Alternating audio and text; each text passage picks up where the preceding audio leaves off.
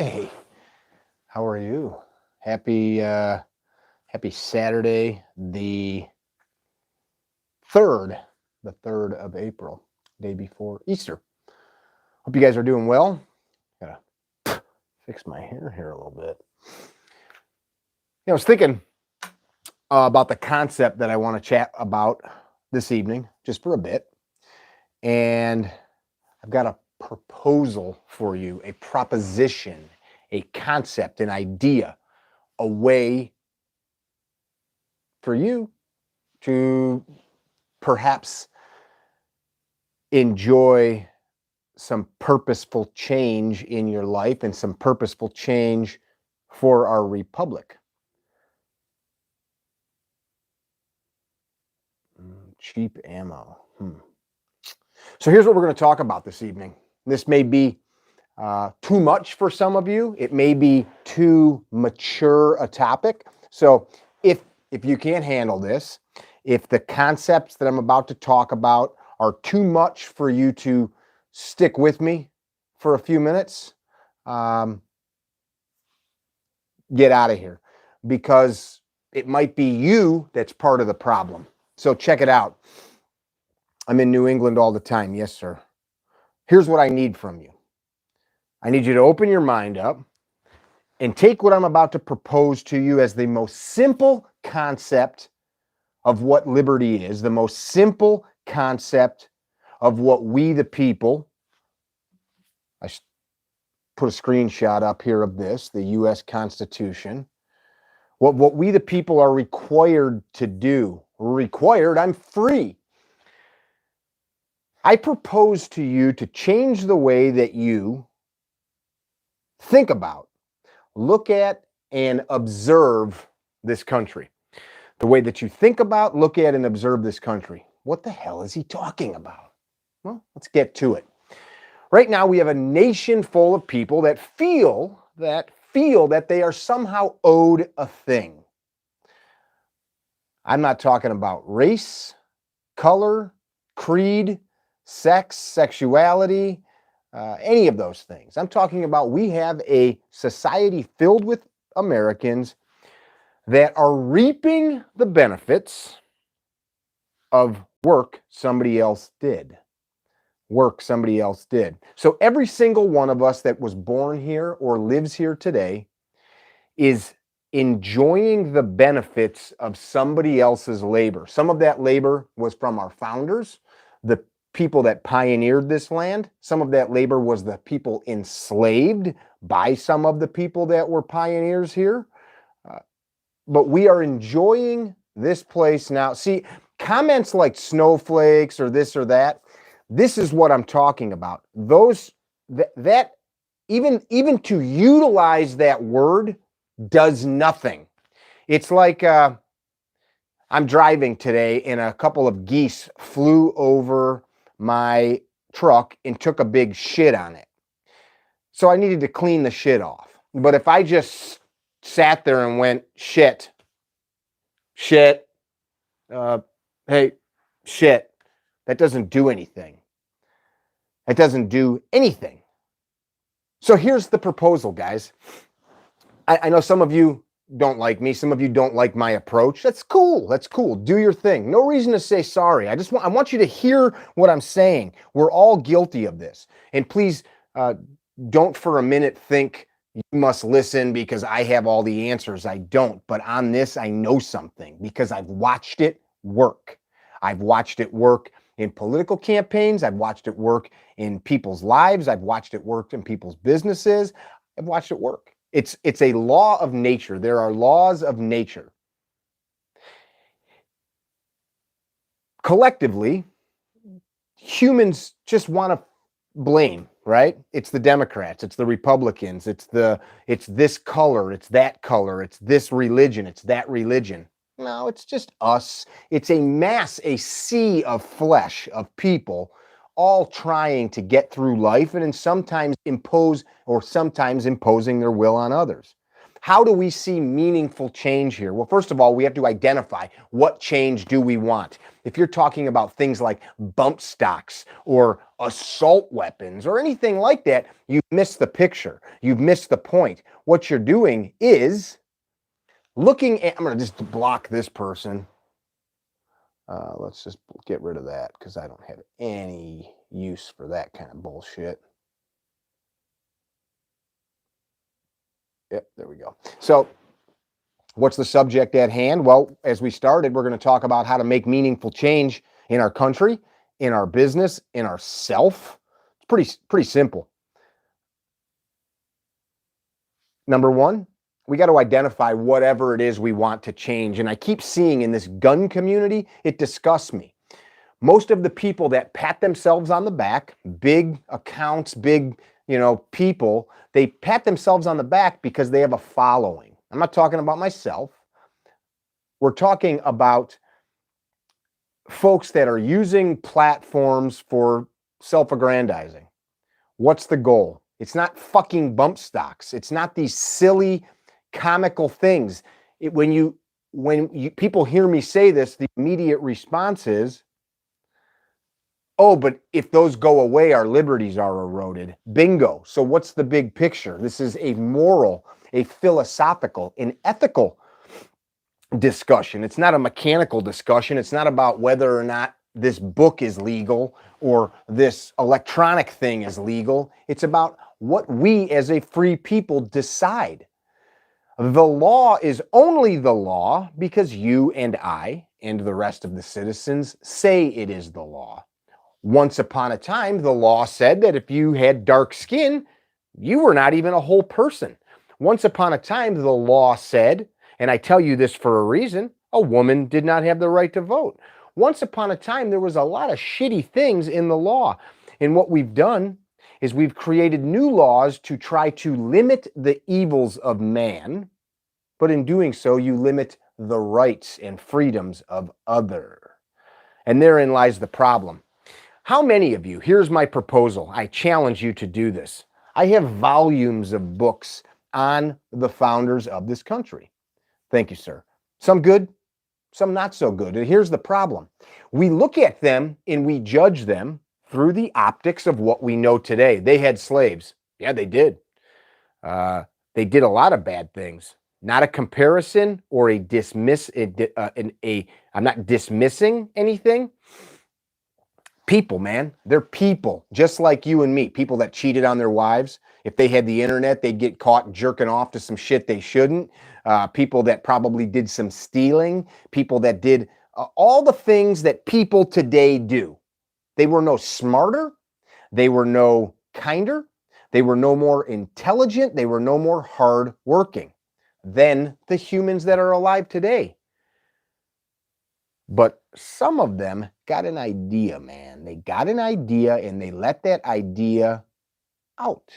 They let that idea out of this box. They applied action to the idea.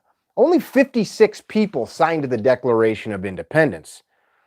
Only 56, not 500, not 5,000. I've given this talk many times. 56 people.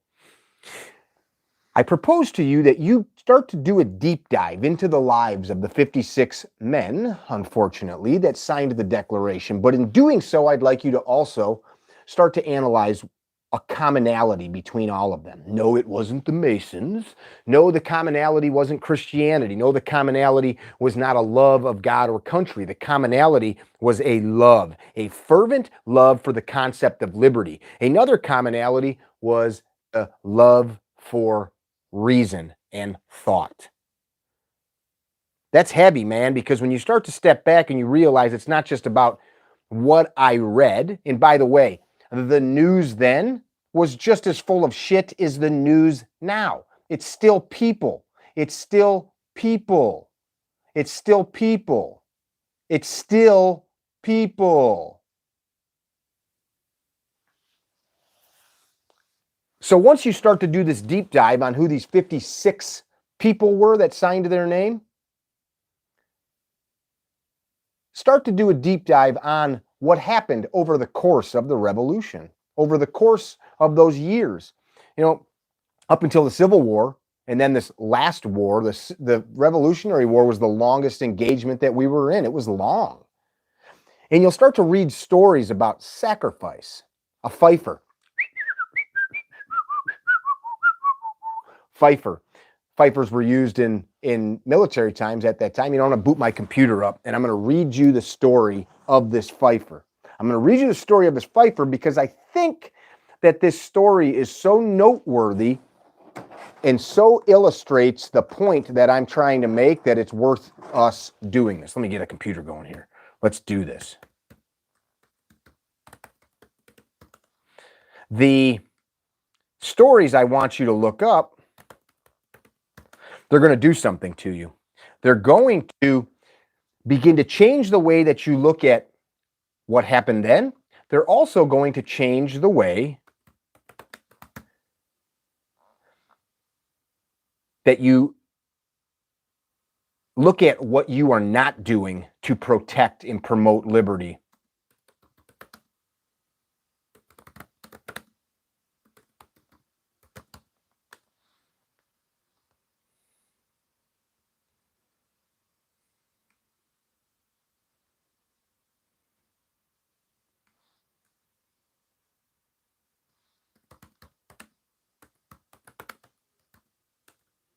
And there's many such stories as the one I'm going to get you.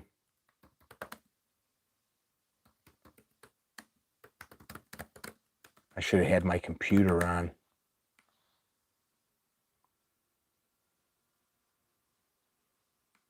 So check this out.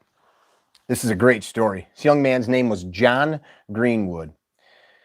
At the tender age of 10, John Greenwood's closest friend was killed at the Boston Massacre. You can start your studies there, but I would suggest you go back another few years, which was the first soldier colonist violence of the Revolution.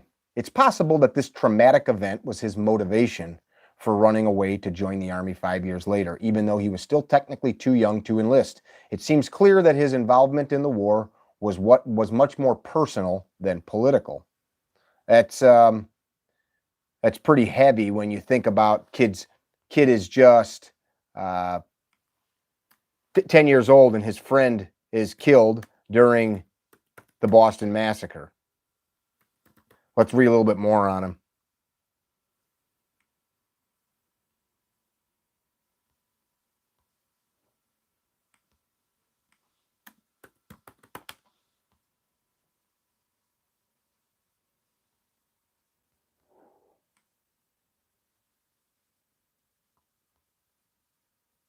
It's a pretty cool story the way it worked out for him. And the article that I wanted to read you from was not loading properly. Let's do this one.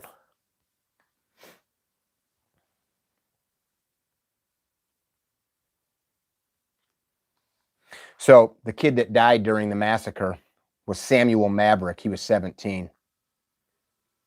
So on April 19, 1775, the first shots of the revolution were fired, as we all should know. In May, Greenwood heard the news.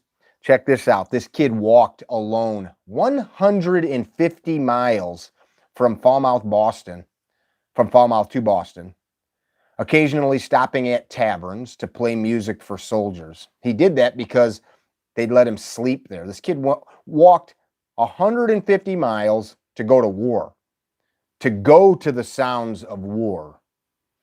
Writing in his autobiography, he claimed that when he asked what he was doing, he said, "I'm going to fight for my country."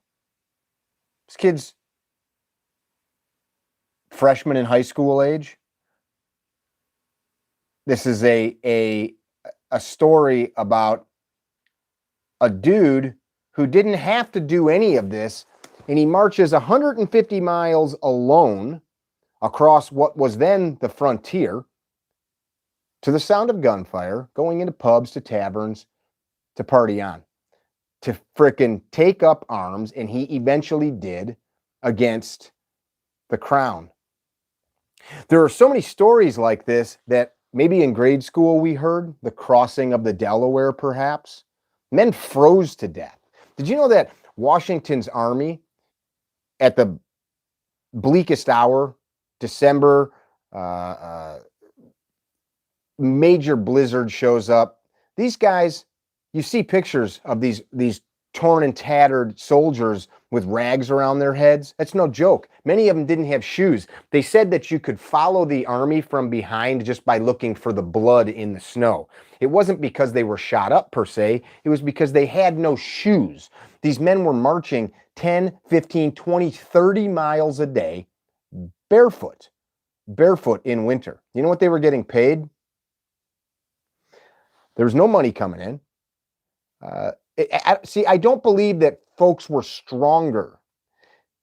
We're still humans. We're still people. And this is the point. I don't want to make flippant comments and just say, oh, they were tougher then. They were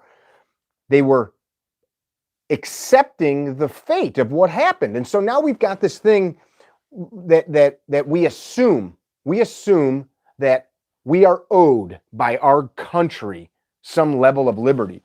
Adams, Jefferson, Franklin, all of them talked in detail about we have heart, I have heart, I have heart, you have heart. This is not about a stroke fest for men that were.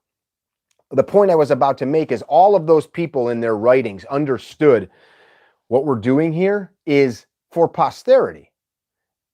Us, we're the posterity. We are the people in the future. Adams talked about it numerous times, said what we're doing here, one day in the future, people will remember what we did. We'll be long gone. We won't even get to see what we've done, but they'll remember. They'll light bonfires. They'll blow fireworks up in the sky to remember what we did here. And now we sit and we complain and we say, oh, ammo shortages, it's a conspiracy. No, that's not a conspiracy. It's simple economics and supply and demand. Basic fucking 8th grade economics. So let's elevate ourselves beyond that. If you ever pick a wheelbarrow up, I like this analogy for where we're going with this discussion. Wheelbarrow, right? 2 handles. You take that wheelbarrow and you shovel into it whatever it is you need, or load into it whatever it is you need. And you pick it up, man. And you walk and you dump it out and you turn around and you go back and you fill it again.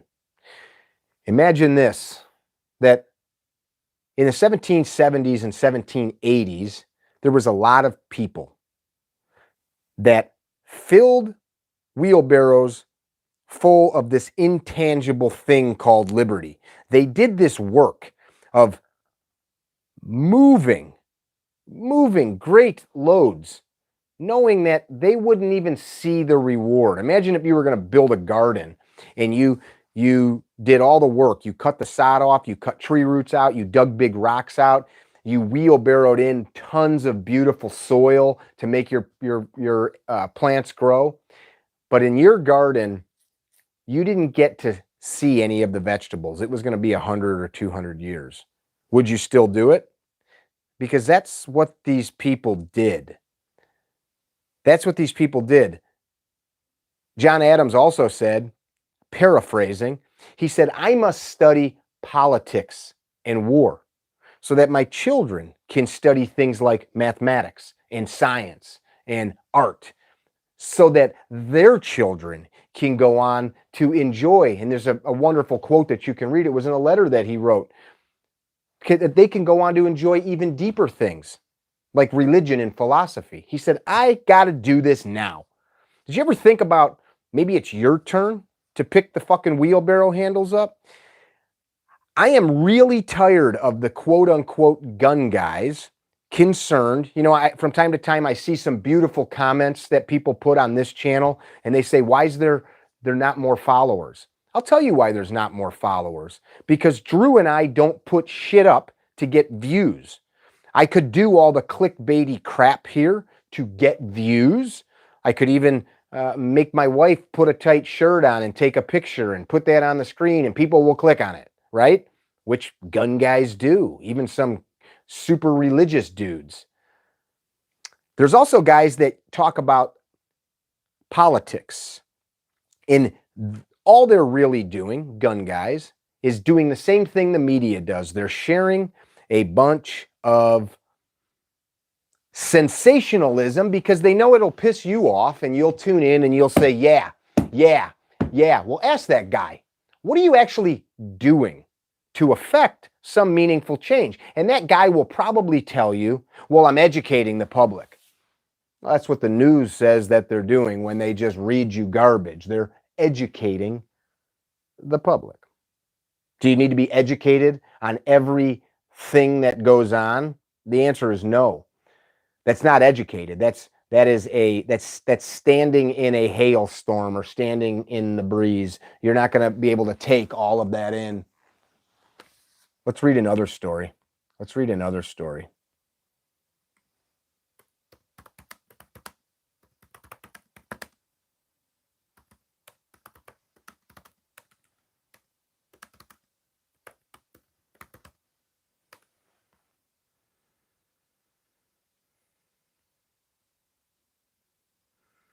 You guys ever heard of Deborah Sampson Gannett? Deborah Sampson Gannett. I think we should have children named after her. We should name schools after her. We should probably print pictures of her.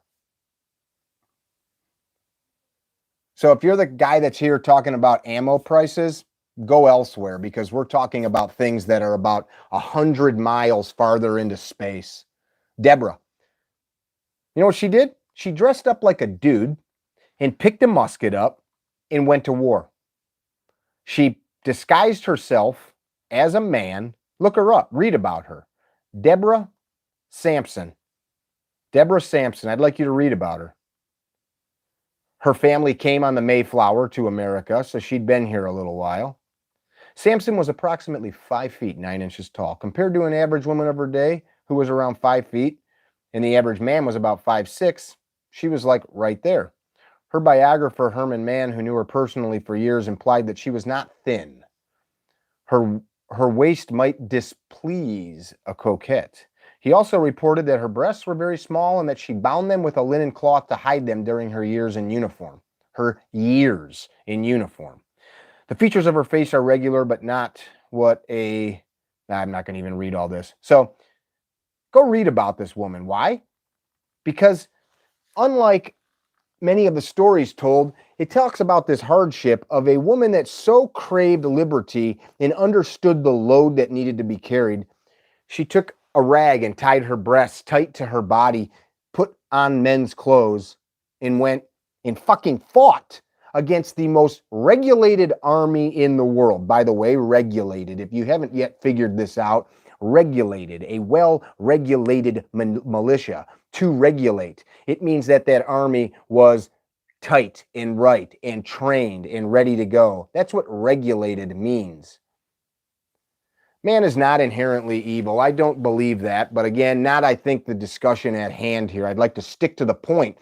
In the reading your comments, many of these comments, what they tell me is most of us can't focus long enough to get shit done. Most of us can't stick to a task long enough mentally to see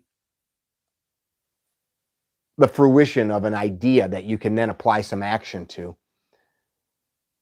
So I started to tell you some of these things I'm proposing to you. What do you think would happen if you began to observe through your study of history what some of these people did? I'll tell you what, man, some of these stories I read, tears roll down my face because I realize, shit, in that moment, as this person wrote this, that man that fell off that horse never got to see his family again. He wasn't getting paid. He wasn't even remembered like Deborah. You don't know her name. I didn't know her name until I've researched some of this stuff. They did it for you. We are posterity. We are the people they did this for. So somebody literally went and walked barefoot in the snow, ate musket balls. Yep, planting seed for trees whose shade you'll never rest under, 100%. Yet we sit piously, and we talk about how much bullets cost, and we talk about what's going on with COVID or the elections, what load of liberty are you going to carry? And then this is not a conversation about taking up your stupid guns and going and fighting government. If you're bored, let's just say goodbye to you. Let's just get you out of here. Hide user from channel. Adios. This is not, I mean, if your concept of how to fix these problems is somehow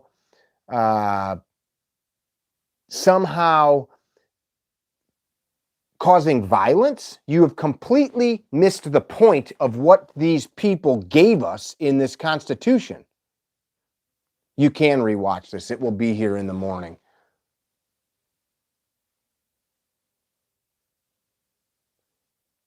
The simple concept here, as I think is illustrated, and there's a reason I'm sticking to my points here and not reading your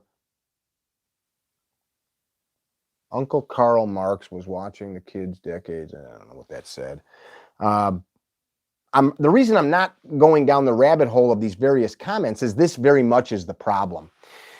General Washington, I don't know if you guys know this, never really had any military experience besides a couple backwood battles, which he didn't do very well in. He wasn't super educated. In fact, he wasn't very educated at all. Most of the wealth he had came from his wife. This guy had a load thrust upon him like no other. It wasn't like Congress just like put an army together and said, hey, general, here's some dudes.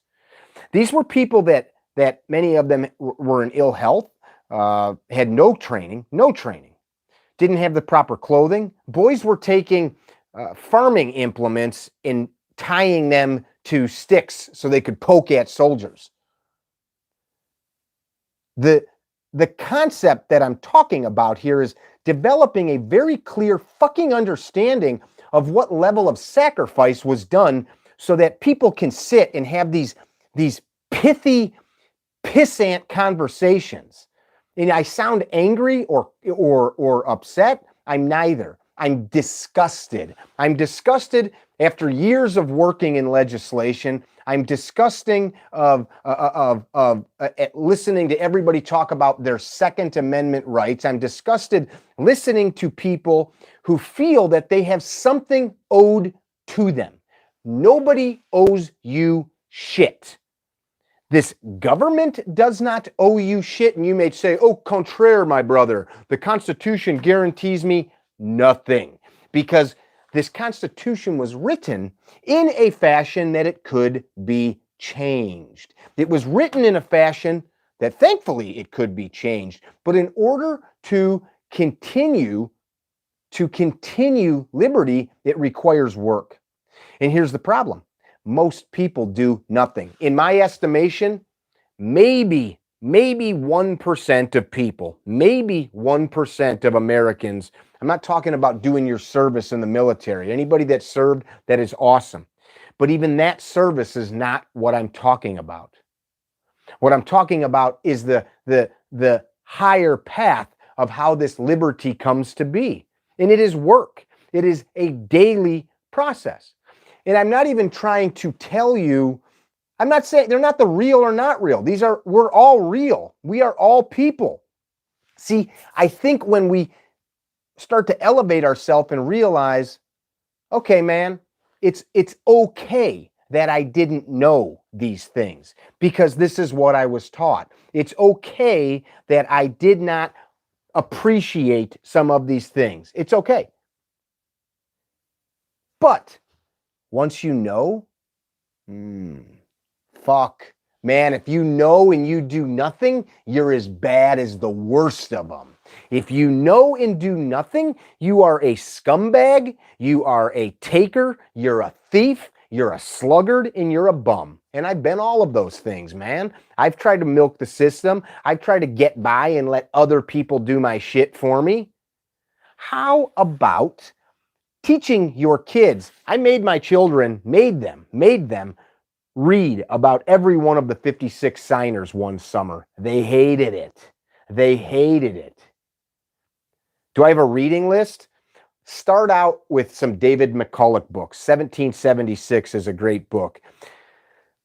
Read Ben Franklin's autobiography. I've got tons of books here, but this is too broad. There are thousands of documents. Read the Federalist Papers. Read the Anti-Federalist Papers. Go research the 56, just Google this, the 56 signers of the Declaration. Start at the top.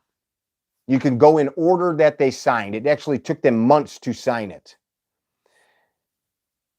And just start reading who these people were. Read about their lives. Read about the sacrifices that they made. Some of them died destitute. And here's the point that I think sometimes we idolize these people. I'm not idolizing them because they were smarter. I'm not idolizing them because they knew something I didn't know. I'm idolizing them and putting them on a pedestal because they sacrificed something they didn't fucking have to.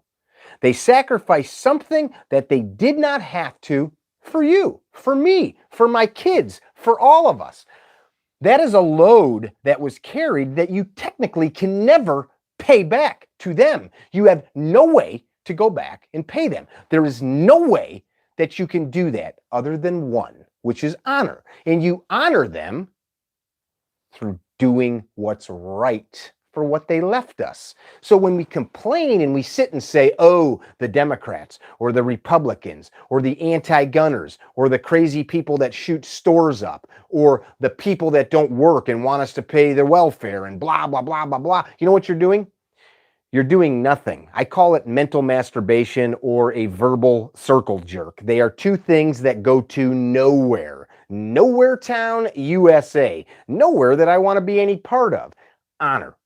And I am so tired of all these gun guys and gun dudes and gun gurus talking about things like honor but living with none. And I can tell you I'm not sitting here piously saying, oh, because I've been the biggest piece of shit that I've ever met in my life. I can say that. I've been a liar, I've been a cheat, I've been a thief, I've been a scumbag. I can say it. And anybody that hides from that and pretends like, oh, I'm some dude, no, you're a coward is what you are. You are a coward and a little penised man if you can't identify and just grasp the concepts that, as somebody said, we are all a fallen creature. That said, you can purpose yourself to honor the sacrifice that was put in front of you.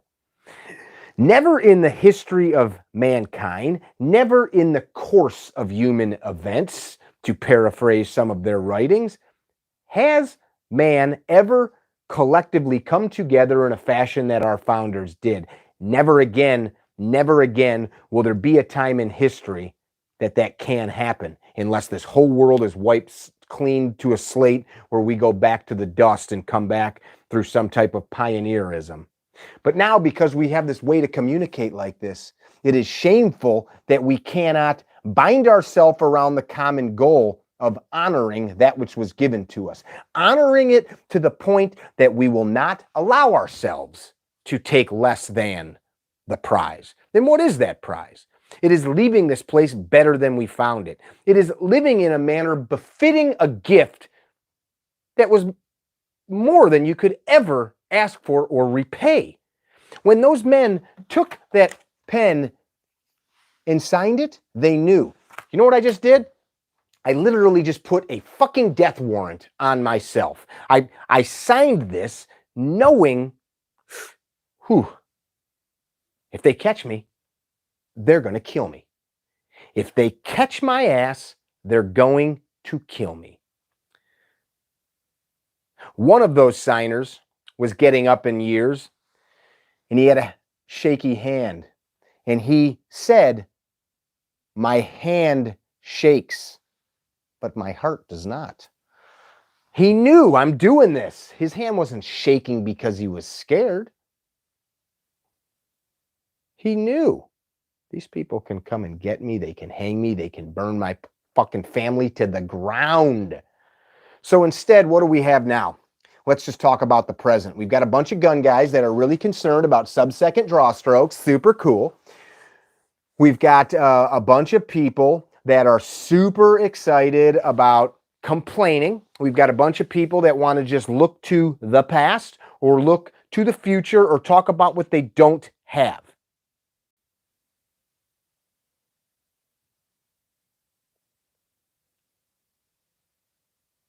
And in doing so, what are you not doing? You are not focusing on what's here. You're not focusing on what you can do. You're not focusing on what's going on in your own life. You're not focusing on what work you're capable of. And what work is there to do? You know, people sometimes, I think, get wrapped around the axle on this. I've talked about this many times. Local elections, from city council to your local state reps that work in your region in state government. You can help these people. Here's the other thing. So when I was running a non-for-profit called the Right to Carry Association, everybody assumed because we were right to carry, all we cared about was guns. No, man, I care about liberty. And I would talk to politicians.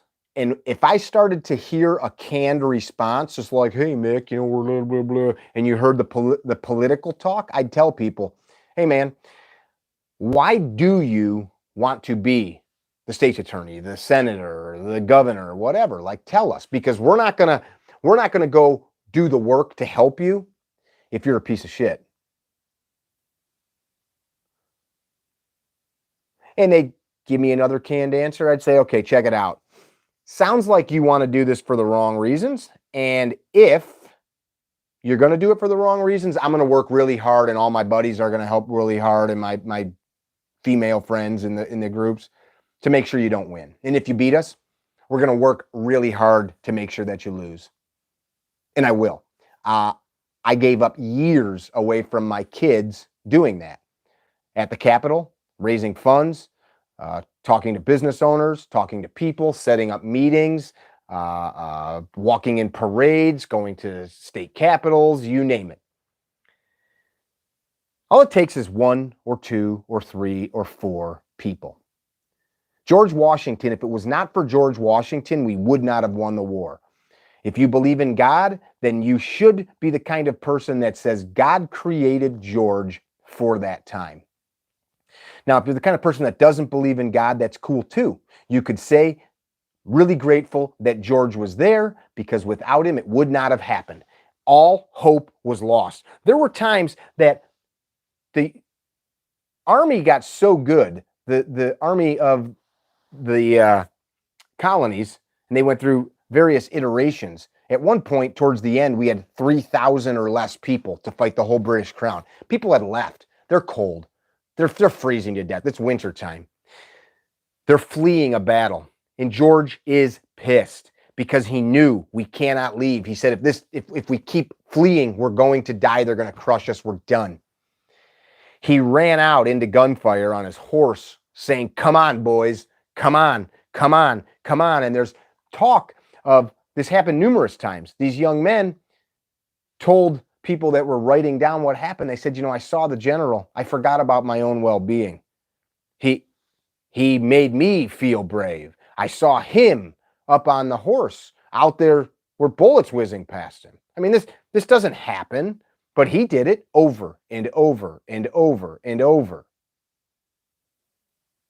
Somebody just mentioned Hancock. Hancock pretty much funded the war. Read about him. He was a rich young man. Hancock, and I want you guys to study about these people. Back to the point. All it takes is 1 or 2. You could be the 1 or 2 in your town.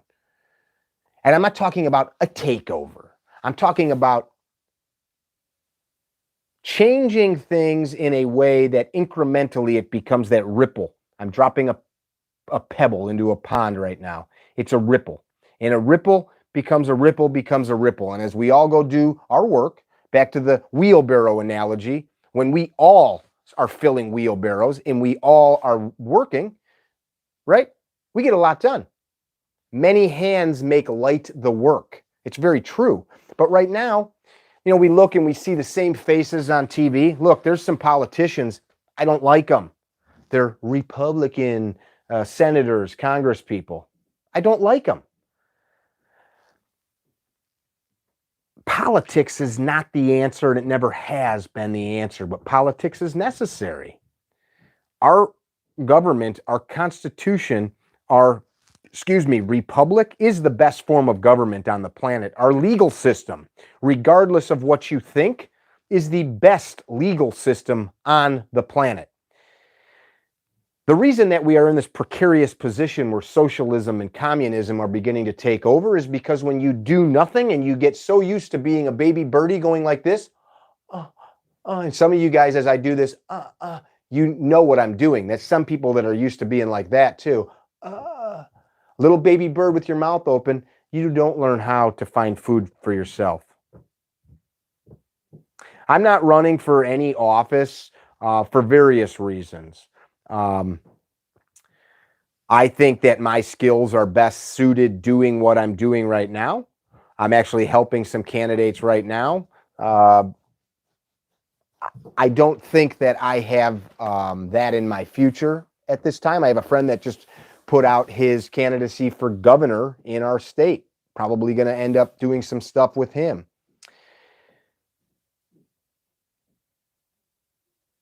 See, we wait for somebody else to tell us what to do. We wait for somebody else to say, here's what's up. Here's the path.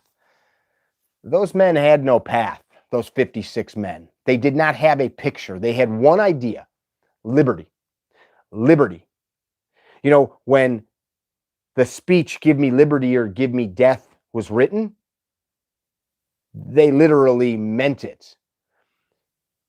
When Hale was hanged as a spy. Do you remember the story of Hale? Who remembers the story? Raise your hand. I'm going to read you this. I want to read you the exact account.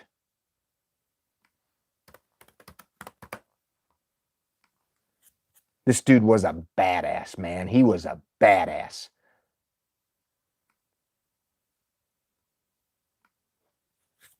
So we needed a spy. We needed a spy. We needed to see what the heck was going on the other side of the line. Nathan Hale, born June 6th, 1755. Revolutionary. He was a Revolutionary War officer who attempted to spy on the British. He attended Yale, where he graduated in 1773 and became a school teacher. Not a soldier. Not a martial arts expert, not a badass, probably. He's a school teacher. First in East Hadman and then in New London. He joined the Connecticut Regiment in 1775 and he served in the siege of Boston. He was commissioned captain in 1776 and he went to New York with William Heath's brigade, which was another crazy battle, and said to have participated in the capture of a provision sloop from under the guns of a British man of war. Hale was captured on September 21st, 1776 by the British while attempting to return to his regiment, having penetrated the British lines to Long Island to obtain information. They hung him without a trial the next day. Hale is regarded by American revolutionary tradition as a hero and as a martyr. You know what he told them before they kicked that stool out from underneath him? I only regret that I had but one life to live for my country, to lose for my country. That actually was a very famous line from Cato. It was a play that, like, if you can imagine, like a famous TV show of the day, they had plays. That was a famous line from the play. I only regret that I have one life to lose for my country. You hear that, it's like, all right, so he quoted a play. Did a deep dive into that once, and actually, several authors have talked about it. Some people think that it was him in his final words basically saying, fuck you. That was a British play. It was a play that they loved, and he literally used their art against them. He said, I only regret that I only can do this once, you sons of bitches. What load are you willing to carry? What load? He behaved, this is a British officer that was there that day. When asked about the execution, he behaved with great composure and resolution, saying he thought it the duty of every good officer to obey any orders given to him by his commander.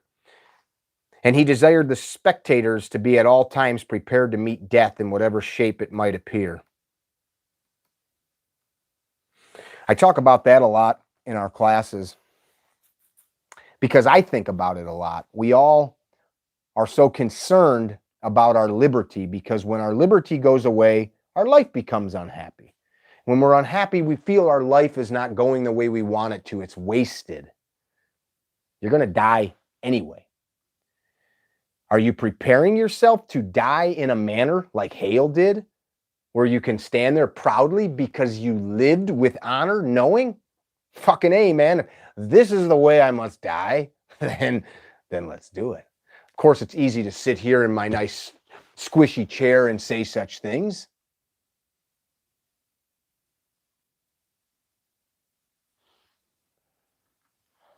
Let's read another one. How many of you know the story of the Battle of Fort Ticonderoga and how the cannons got stolen?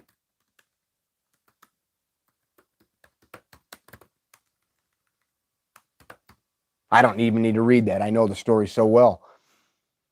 Fort Ticonderoga, I've just told this story the other day to a group, and I want you to go read more about it, but it was a fort that the French had built. The British had taken it, and during the war, the Battle of Boston has taken place. Boston is besieged. Now, we, the American revolutionaries, had created some beautiful breastworks. I mean, they dug into hillsides. It was badass. Ships are in the harbor. Redcoats are down in town. We can't get in there. We don't have powder enough. We don't have shot enough. We don't have cannon enough. Well, there's some up at Fort Ticonderoga. But wait, we're in Boston. How do we go get it? How do we go get it? Well, it's pretty cool. I'm glad that you asked that. I'm really glad that you asked that because there was a mighty load moved that day to get those cannons done, bring them down, get them done, get them stolen. I'm going to read exactly how many miles it was. So Ethan Allen was part of one of the raids up there.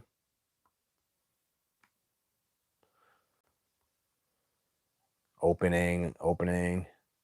Located on Lake Champlain in northeastern New York, Fort Ticonderoga served as a key point of access to both Canada and the Hudson River Valley. Blah, blah, blah. We don't care about that. That part you can read about later. I've been there. Beautiful fort, still in great shape. Lovely, lovely history there.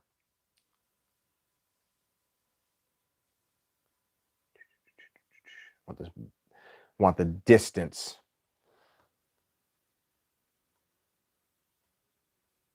Give me the distance.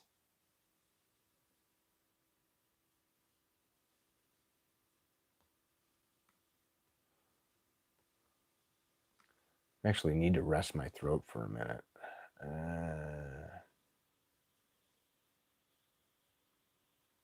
God, as I'm reading this, there's so many stories I want to tell you about the Battle of Bunker Hill. You know, read about the Battle of Bunker Hill. That's another amazing, amazing story.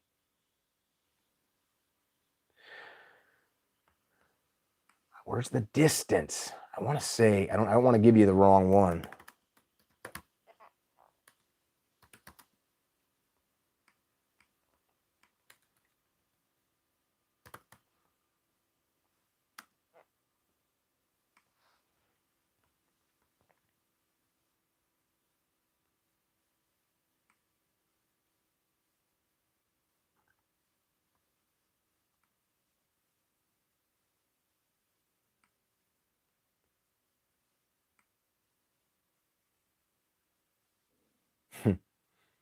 I'm smiling as I'm reading this because when I was there, I had read some of this stuff before I went there, and this part of the story is as these men go into the fort, the captain came immediately to the door. This was the British captain of the fort with his breeches in his hand, holding his pants.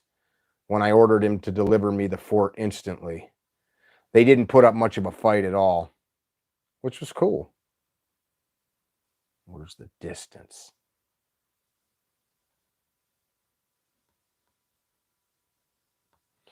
How many of you guys or gals have read these stories?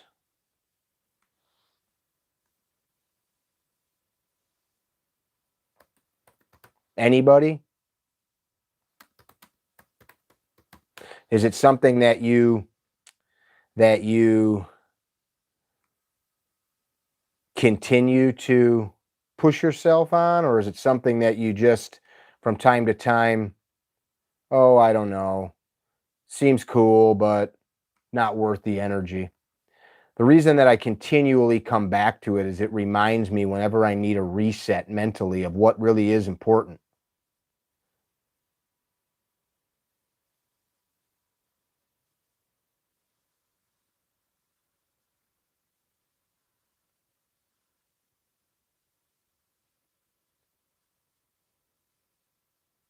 They took 100 cannons from Fort Ticonderoga. I can't find the information because I'd rather talk to you. These dudes, untrained, not skilled. By that I mean these are not war fighters like those that they were fighting. They traveled hundreds of miles. Well, I got Google here. I can just do it right here. I can tell you the exact distance. Boston to Fort Ticonderoga, which is such a beautiful spot. Well, by car, it's about 225 miles, but none of those roads existed. This was the frontier, man. They took thousands and thousands of pounds of cannons in the wintertime. They built, so they get there. This is weeks and weeks and weeks. They take the fort, which they had to get there and win. So, like, this might have not even worked. So you read the Book of Five Rings. What the hell does that have to do with the stuff we're talking about, though? It doesn't have anything to do at all. They got to go there. They got to fight. They got to get the cannons. And these are not like a couple cannons. These cannons are thousands and thousands of pounds. Thousands of pounds of cannons. Now they got to build sleds. Shit. Now we got to do some carpentry. So now they got to build sleds. This isn't like one or two sleds. This is a chain of sleds. Oxen, mules, all that business. And they got to cut roads through the woods. They're falling through rivers. They're falling through lakes. Shit's not going well. One story says they did not lose one. They did break through a river several times, but they retrieved that stuff. These guys are going hundreds of miles across rugged frontier land. They finally get back to Boston. And if they don't hurry the fuck up, the war's over. This war over and over again came down to minute decision-making, and it came down to grit and tenacity, but it came down to the wire over and over and over again. They get these cannons there, and because of what he had did, General Washington said, "You, sir, can now be in charge of the artillery." You probably know what's up with it. They go start setting these cannons up and pretty much immediately begin bombarding the British, who turn and run. There's more to the story than that. But this isn't like, a couple dudes shooting muskets. These are huge, thousands of pound hunks of metal. And they drag them hundreds of miles through the woods, cross lakes, frozen. They get there. These are not trained artillery people. They learned this shit from books and from trying. They repelled the British. The war goes on, right? Next thing you know, they're fighting for New York. They're fighting for Philadelphia with a ragtag army. And we here today owe every single thing we have. So if you're a Christian, tomorrow we celebrate Easter, Christ's resurrection. I don't care if you're a Christian or not. I don't care. But if you celebrate that, the stories I'm talking about should be just as important to you as your holy book. Oh, don't say that. Don't say that. Without these stories, you would have no freedom to worship. I don't care what you worship. Without these stories, these true stories, you would have no freedom to worship, to live, to grow, to thrive, survive, and all of the above. As I sat down tonight to chat with you, I had a couple concepts and I'm talking through them. It's actually a pagan holiday. Look, it's actually not a pagan holiday. Easter was a pagan holiday. It's funny when people say these things because it's like it's actually not a pagan holiday if you are enjoying it for the Christendom belief system. The world's been around a long time. There's only so many days that the earth spins around the sun every year. As such, holidays fall on each other. Yes, these are fun things to contemplate on, but meaningless dribble. This is what I'm talking about. The bird shit on my windshield. Shit. Yeah, I get it. Clean the shit off. Continue moving. What is your true goal, your true purpose, your true plan to affect change in your community and in yourself? I'll tell you what, the single biggest change in my own life came about not from some spiritual awakening, but through taking total responsibility for what was happening in the world around me. No, I'm not responsible for what happens in my neighbor's home or in my friend's business. I'm not responsible for what happens at the different places and spaces in town, but I am regularly responsible for the things that I can touch. And herein lies the truth. I can touch a lot, and so can you. We are capable of so much more. We are capable of so much more. The story of how those cannons came to Boston. I mean, imagine if I said you got to walk 200 miles, let alone do it in winter without the beautiful clothes we have now and the beautiful Gore-Tex boots and GPSs. No, this is just you on literally game trails through the forest. This is just you. Just walk a couple hundred miles. Now, there's some indigenous Indians out there that want to kill you. When you get where you're going, there's a high probability you're going to get gunned down and bayoneted. Maybe you're going to win. Okay. I need you to steal thousands of pounds of really heavy shit and drag it all that way you just came. Do it fast, because if you don't, people are dying. You're capable of so much more. If any one of you was there then, you could have done these things. It's in you. It's literally, I believe, there's no science here, but I do believe there is something different in us Americans. Now, people from other countries are listening now, will listen to this. You have all your hatred for us and our love of freedom. We gave so much to the world. And yes, we have taken from the world as well. But we have the most generous society here because of that love of liberty. It has created a firestorm across the globe, where others believe that this too is the right and just way to live. Our government does not bestow these rights upon us. This is how we are born. We are born free, and we men choose to enslave each other. I'll bow to no one. And it's not tough guy talk, because I see no one as superior to me man to man. I'm not talking about somebody couldn't beat me up or some childish intellect such as that. We'll be in Michigan. Look on our website.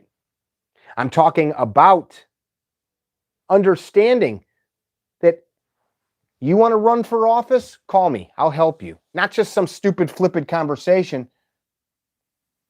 So we have a society where being considered a man is wrong. No, we don't. We have some people in society that don't like some of those things.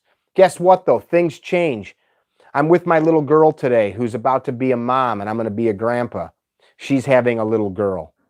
I'm very grateful that my daughter can vote. I'm very grateful that women are not treated how they once were. I'm very grateful that my little granddaughter will be able to live a life that she never could have in these past times. Thank you. Appreciate that. My point in bringing it up, though, is change is good. It's what are we changing for and why? But the broad question here, we can get so derailed thinking of all of these different ideas. Look, if gun rights are important to you, then fight for them. Fighting for them is not writing shit on Facebook. Fighting for them is doing the work required to keep yourself free. That's it.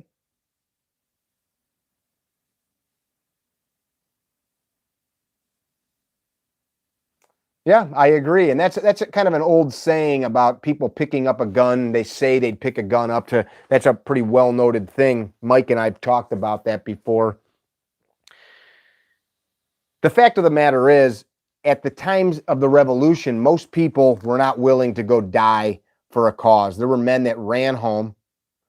There were men that fled constantly. There was only a few that continued to carry that load. And they said, come on back, men. Come on back. I know you're hungry. I know you're tired. I know you're starving. I know you miss your family. I know you're scared, but we got this. We got to do it. We got to do it, not just for us, but if those men hear what I'm about to say and women didn't do what they did, the explosion that became everything that the world is wouldn't be. The science, the massive technological advances that have come about because of the financial wealth of America, but of also her dedication to work. We work harder than anybody. We do. That's why we have so much. And people say, oh, it's because of you subjugate the worker. No, it's because we work so hard and will continue to. What work are you willing to do on behalf of liberty? What load is too great? When you hear these stories, what load is too great? If they could do this, what am I capable of in this time? And I again repeat, I'm not talking about violence. That's for the foolhardy. There are so many stories that in the research of what happened at those times, you sit and wonder, how do I not, I mean, some of these people, I want to find their pictures and put them on the wall so that I remember, so that I can look and just say thank you from time to time. As the Battle of New York was happening, you read about the whole Battle of New York. And Battle of New York wasn't like it is now. This is surrounded by marshes and swamps.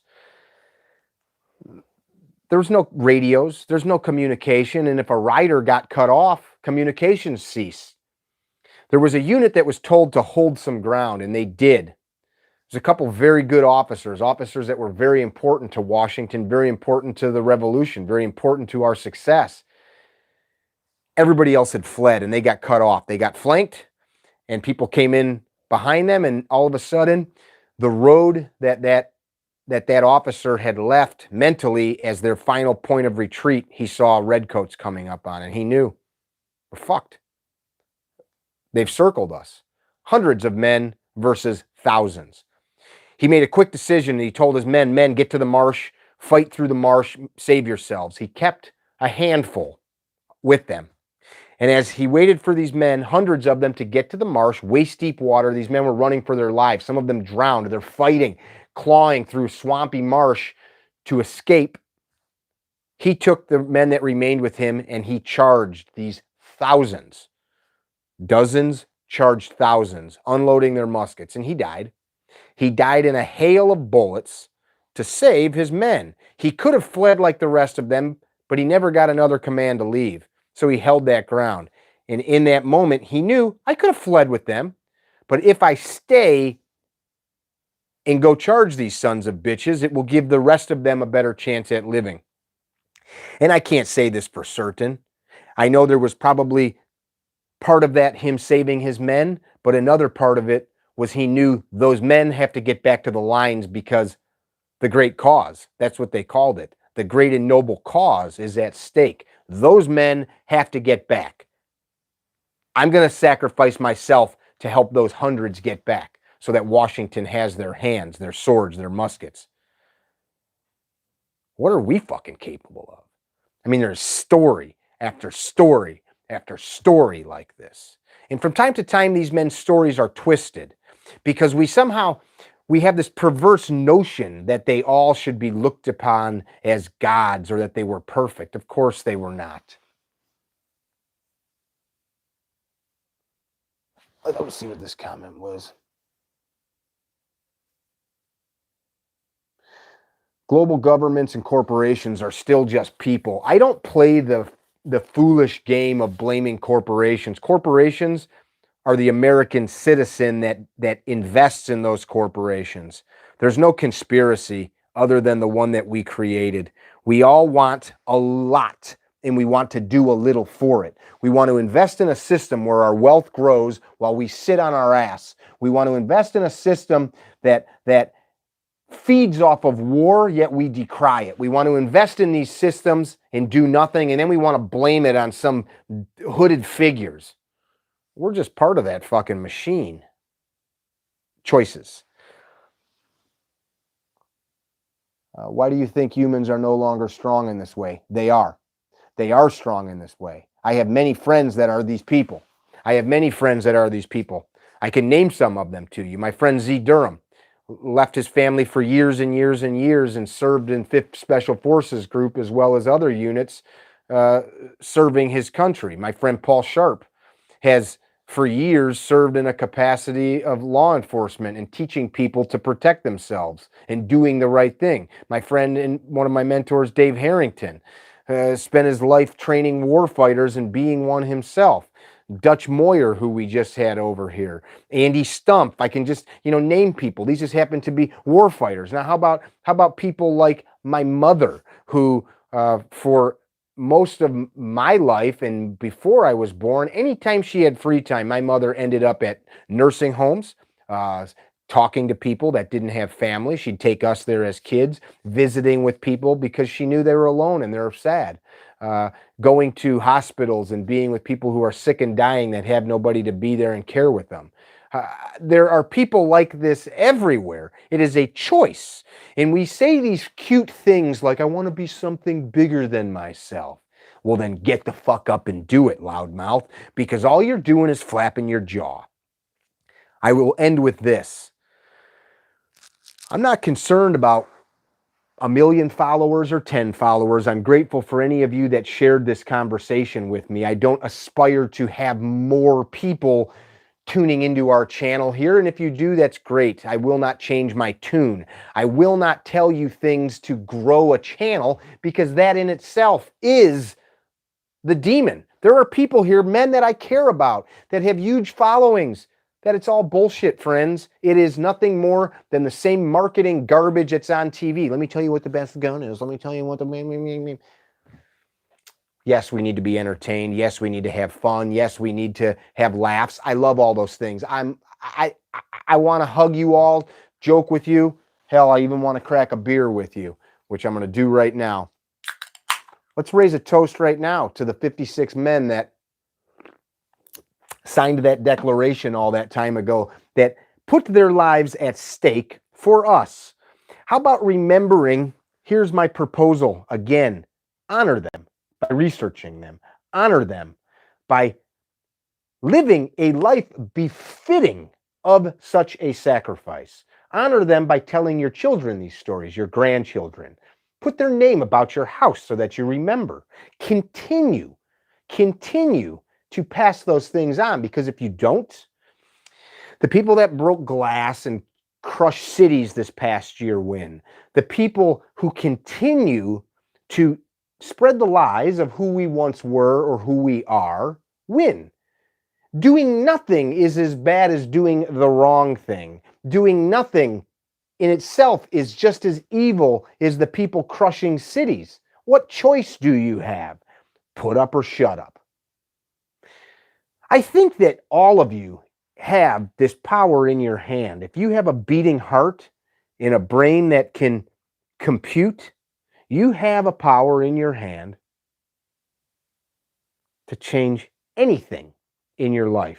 You can change the composition of your body. You can change the speed in which you can run a mile. You can change the amount of weight that you can lift. You can change the way that you view the world. You can start to, instead of seeing something and immediately painting a picture of negativity, start to see the beauty in it. You can start to find when something harsh or evil or sad happens to you, you can remember the good or the kind or the wonderful things that come out of it. You and you alone have the power to change this world. You and you alone have the power to direct your life to any end that you choose. Nobody else. No government owes you shit. No government owes you insurance. No government owes you some peaceful life. We were given a place that we could pursue happiness, that we could pursue our dreams, not get them. It's up to you to chase them. And if part of your dream is protecting and proliferating liberty, then do that. Then do that. Don't talk about it. Be about it. Don't think about it. Do it. Look, nothing comes without thought. We must think, but then we must act. Paralysis through analysis has bled through the populations of the world for all of time. I've failed more times than I've succeeded, but I'll tell you this, it's because I've tried. And it's not a pat on the back. The reason that I have no problem, some people say, oh man, you're so honest. Why should I lie to you and tell you that I don't fail? Why should I lie to you and say I haven't fucked up? What does that gain me? Nothing. The younger version of me would not have been adult enough to tell you those things, but there's no profit in it. And at one point, I got to the point where I don't care what you think of me. It doesn't mean I don't value your opinion or appreciate you, but your opinion does not help me sleep at night. Your opinion does not make me change my body composition. Your opinion does not cause me to do anything, just as mine should not cause you to do anything. Harden yourself. I don't mean harden yourself to be a badass. Harden yourself so that you force yourself when times are tough to do the right thing. My friend Super Dave Harrington has a wonderful saying, which I quote often: do the right thing at the right time, every time. What's the right thing to you? Man, these are really cheap. I know that we all have our fancy phones. I like a notebook because I'm not distracted when I've got the notebook out. The fancy phone, and I try to write notes on there, I'm tempted to check messages or send messages or, look at feeds. Get a notebook out and propose to yourself, what am I capable of? Should be anything. What do you expect from yourself? What do you expect from yourself in this life? What things can you not go to your grave not having done? What things are you not doing now that if you died tomorrow, you would be quite upset with yourself for not having brought to fruition in some way, shape, or form? Could be something simple. I hate excuses. And the reason I hate excuses is because once you recognize what an excuse is, it's too easy to just part ways with that person and go on. The reason that I've had this hour-long conversation with you, hour and 13-minute long conversation with you, is because I care about you. And I assume based on my life experiences that 215 people, God damn, think about this, guys, 56 men set a firestorm to the world that created a birth of freedom that's never touched the world before or after like it did. We've got almost 4 times that many people here. I mean, if we get 5 more people, we've got 4 times that many people. What can we do? What could we purpose ourselves to do? What could we set ourselves to do? What could we do if we so chose to? We don't need NRA. We don't need Gun Owners of America. We don't need a politician or a leader or some figurehead or some organization to do it. We're all here. And this isn't me saying, follow me. I'm not the Pied Piper. That's not what I'm saying. You got it in you. You have inside of you, at the moment that you were birthed on this soil, some special piece of DNA that says, God damn it, I'm an American. And I'm not going to sit idly by and let people strip that which was so hard fought for me and mine. I'm not going to watch it stripped, burned, pissed on, shit on, and tossed aside. not because you're owed it, but because you owe something in return, and you have honor. And as such, you will pay the debt. That's the difference. I'm not owed this, I owe something. We talk about honor so much as if it's something like a flag or a poster or standing a certain way or bowing. It is how you live. It is how you interact with the world around you. It is doing the right thing at the right time. It's doing the right thing when nobody's looking. It's doing the right thing even if everybody else says it's wrong. It's doing the right thing even when you want to stay in bed. It's doing the right thing even when it hurts. It's doing the right thing even when it costs you up to your life. And that's what these dudes did. Up to their life. And if we cannot challenge ourselves to do the same, then we are not worthy of such a gift. I wish you well, friends. Remember those 56 often. Be well.